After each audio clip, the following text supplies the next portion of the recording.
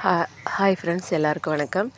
நான் பழனி ஏபிஏ காலேஜில் 2004 டு 2007 வரைக்கும் படித்தேன். கிட்டத்தட்ட 20 வருஷம் பக்கம் ஆச்சு இல்லையா?